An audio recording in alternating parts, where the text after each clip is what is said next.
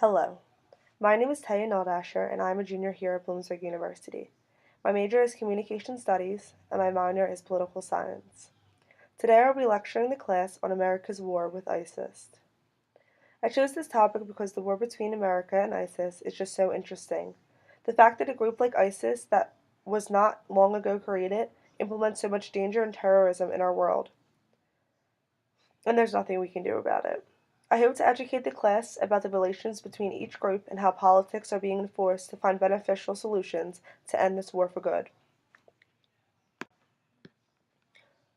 First off, we're going to start it with who is ISIS. ISIS stands for Islamic State of Iraq and Syria. Their current leader is Abu Bakr al-Baghdad. ISIS was founded in 1999 and their headquarters is in Syria. At the bottom here, I have a motto highlighted. This is known to be the group's motto, which means remaining and expanding. This group has no intentions of being destroyed. Instead, they believe they will continue to grow stronger no matter what is thrown their way.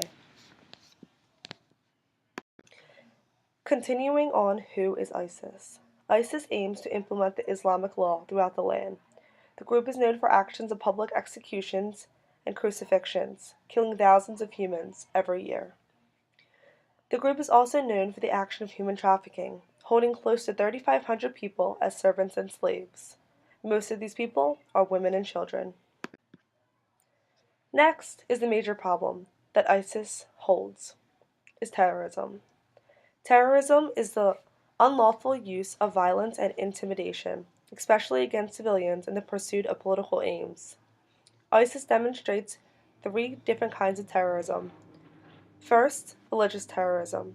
This terrorism grows out of the extreme fundamentalist groups that believe their religious leader is on their side, and their violent actions are divine and inspired by their leader.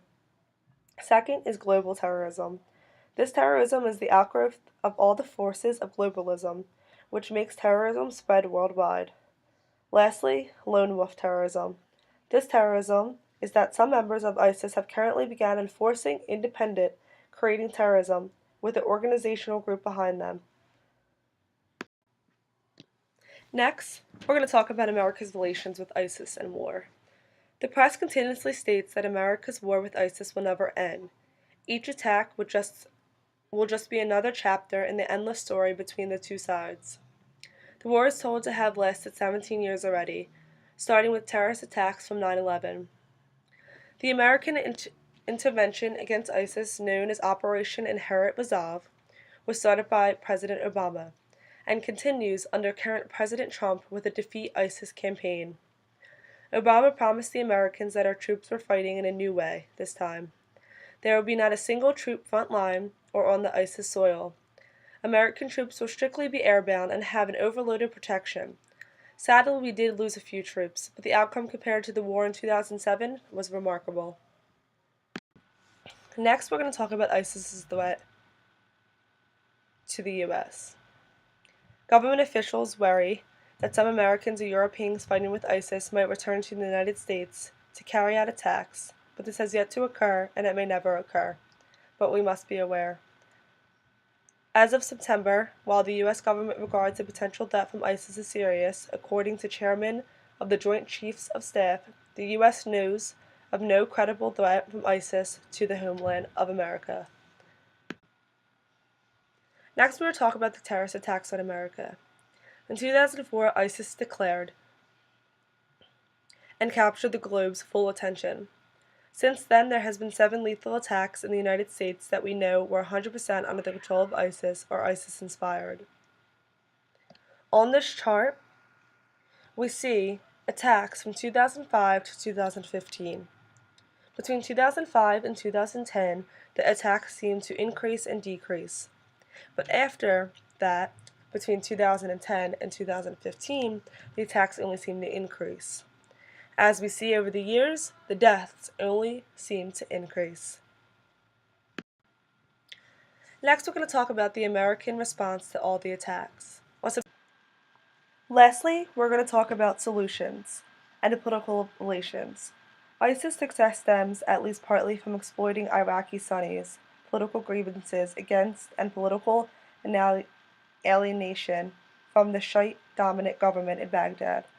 Addressing the root cause of Iraqi instability will require once again convincing Iraqi factions to come together in a representative government.